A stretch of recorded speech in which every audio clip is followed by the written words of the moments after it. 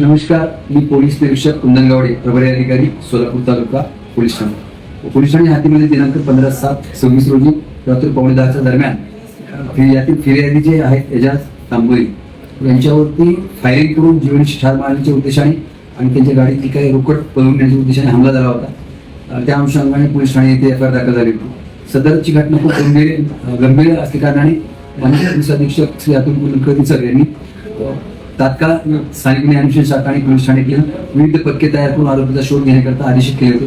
त्या अनुषंगाने पोलीस ठाण्याकडे 4 पथक तयार केले होते आणि स्थानिक न्याय अन्वेषण शाखेचे 3 पथक असे आरोपीच्या शोधाकरता रवाना केले होते. त्या दरम्यान पोलीस ठाण्याकडे पथके आहेत त्यांना या गुन्ह्यात सहभागी असणारे 4 आरोपी मिळून आले.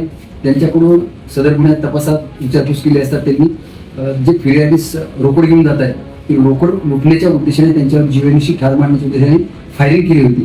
हे निष्पन्न झालं.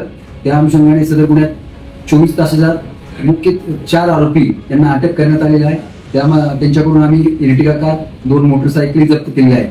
तसेच सदर आरोपी यांना न्यायालयात हजर केले असता दिनांक 21 तारखेपर्यंत पोलीस कोठडी रिमांड झाली.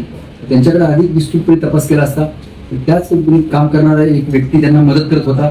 फोनद्वारे त्या फिर्यादीचं लोकेशन शेअर करत होता.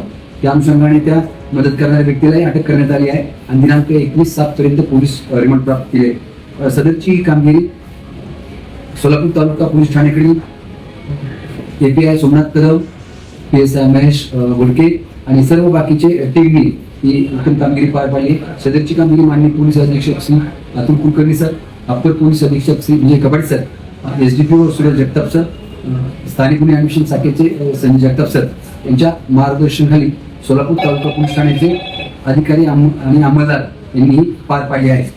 सदर गुन्ह्यात उर्वरित आरोपी यांचा शोध लवकरात लवकर घेत आहोत.